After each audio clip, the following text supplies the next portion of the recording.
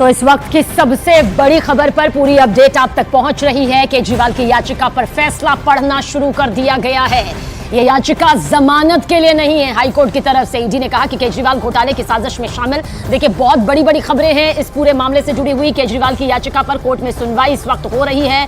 Court ने साफ कर दिया है कि यह जमानत के लिए याचिका नहीं है, यानी कि किसी भी तरह का असमंजस यहां पर नहीं होना चाहिए कि जेल है या फिर बेल है, बल्कि केजरीवाल की गिरफ्तारी पर पूरी सुनवाई इस वक्त हो रही है। हाईकोर्ट की तरफ से यह साफ कर दिया गया है।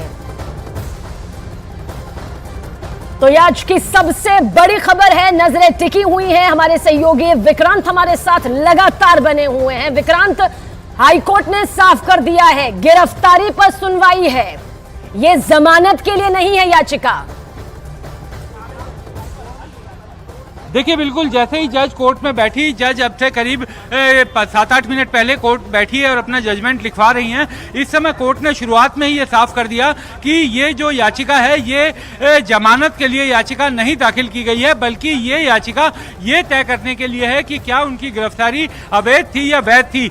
हाईकोर्ट ने अपने फैसले में ये भी कहा कि जो मटेरियल माफ कीजिएगा, ईडी ने जो आरोप लगाए हैं, ईडी का ये कहना है कि इस मामले में अरविंद केजरीवाल ने ना केवल वो साजिश में शामिल थे, बल्कि वो इस एक्साइज पॉलिसी को बनाने में उनकी बड़ी भूमिका थी और उन्होंने जो प्रोसीड ऑफ क्राइम है उसका इस्तेमाल भी किया। कोर्ट ने यह भी कहा कि ईडी का यह भी आरोप है कि वो दो तरह से इस मामले में शामिल थे। एक तो अपनी व्यक्तिगत कैपेसिटी में और दूसरा आम आदमी पार्टी के कन्वीनर होने की हैसियत से। तो जो पैसा आया उसमें उनकी पूरी भूमिका थी।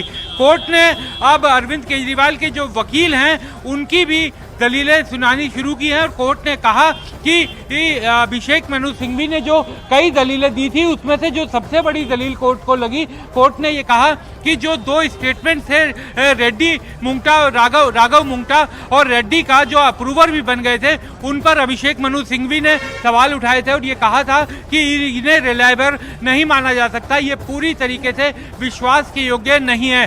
कोर्ट ने कहा कि हमेशा जो जब भी किसी गवाहों को ग्रांट मिलती है, यानी उसे पार्डन किया जाता है, सरकारी गवाह बनाया जाता है, तो ये आमतौर पर जुडिशियल प्रोसेस पर एक एक्सप्रेशंस उठते हैं, एक सवाल उठते हैं। तो कोर्ट अभी अपनी पूरी चीज़ें, अपने आदेश की जो फाइंडिंग्स हैं जिनके आधार पर कोर्ट अंतिम फैसले तक पहुंचा है, तो उन सब चीज़ों को कोर्ट फैसले में लिखवा रहा है। और कोर्ट ने ये भी कहा कि अगर किसी गवाह के बयान पर सवाल उठाए जाते हैं तो ये एक तरह से कोर्ट और जज पर भी सवाल उठाने के बराबर होता है, क्योंकि